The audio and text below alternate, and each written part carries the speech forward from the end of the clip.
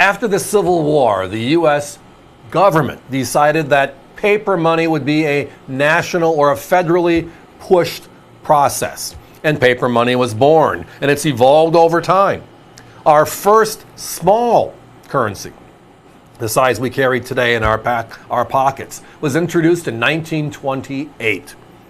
That particular piece is known as, well, the $1 silver certificate is known as the funny back. And tonight we have the 2-coin set that's in the family. So we shrink from the saddle blanket size down to the small size that we still see today, 1928. That's the note on the top. The blue seal tells you it's a silver certificate. The blue numbering tells you the same. But unlike coins, where every year we change the date, currency is changed by design. So the top note is known as the 1928, the very first ever small size currency. And you'll see it right here, right below the Washington, D.C., the series of 1928. When they changed the design, subtle design, not a drastic difference, a subtle design change, that is when the note changes. So the bottom shelf is 1934. We added a big silver one, a big blue, and then we put the seal over the word one, changing the look and the feel, 1934. Now here's the best part about these old pieces of paper. The 1928 lasted only 5 years. The 1934 lasted 1 year.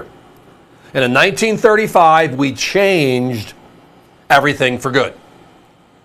The 1935s lasted until 1957, right? And then the 1957 design was the last of its kind for silver certificates. So you're looking at the first design, the funny back design, with the two different obverse 28 and 34. And it's really that simple and that subtle. Other than this, coins are meant to last how long? 50, 60, 70, 100 years. How often do we talk about the Morgan dollars or the peace dollars for that matter from this time frame, and they look gorgeous? Finding paper. And how many of you found old paper from a relative, a friend, and it looked like it's been there and back, right?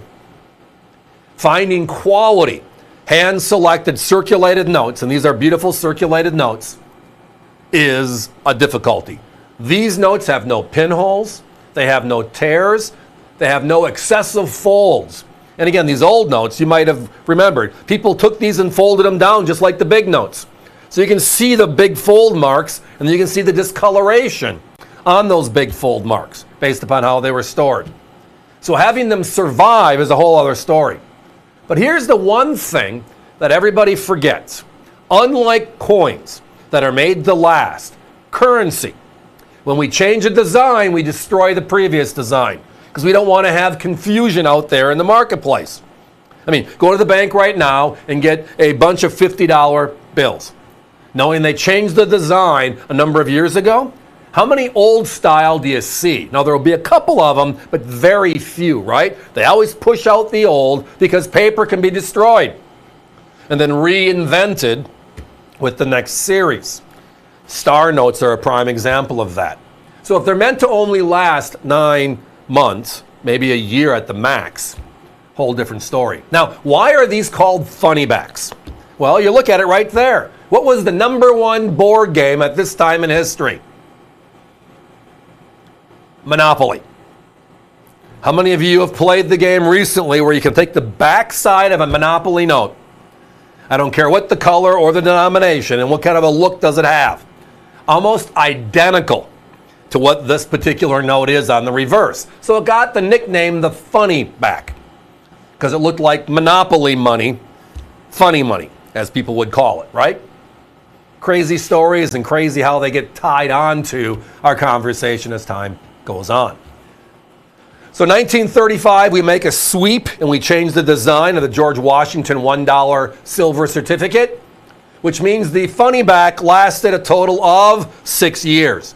5 years on the 1928 design, that top shelf, and only 1 year on that bottom design before it was changed. Again, the reverses are identical. The obverse is where the change is, and that's where the dating is. And then again, as I referenced and showed you a second ago, on the right-hand side below the word 1, where it says Washington, D.C., below that is where they date. They actually put the year of the design's first use. In this case, 1928A.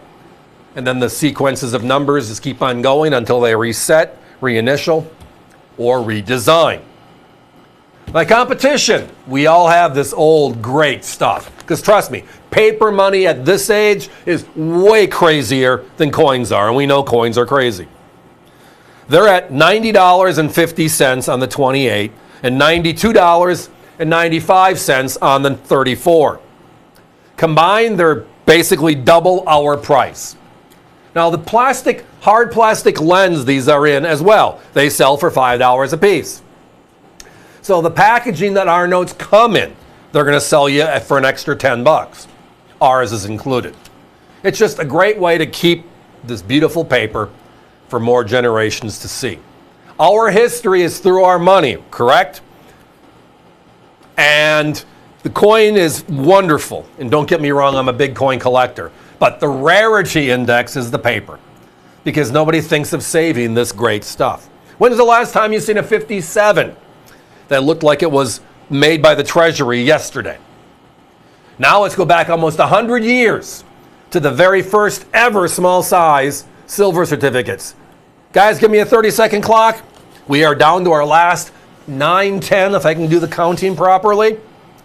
So if you have this in your shopping cart on avccoins.com, our website, and it's in your shopping cart, you're hanging around for a while, thank you.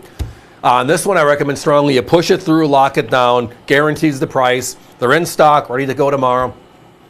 And then if we can entice you with something else a little bit later in the show, just call us back. We'll find your order and add to it.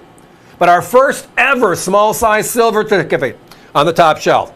The design changed in 34, the bottom shelf, and then we changed the reverse design in 35. These are the two funnies, everybody. And look at our price, under $50 each. That's something to take home.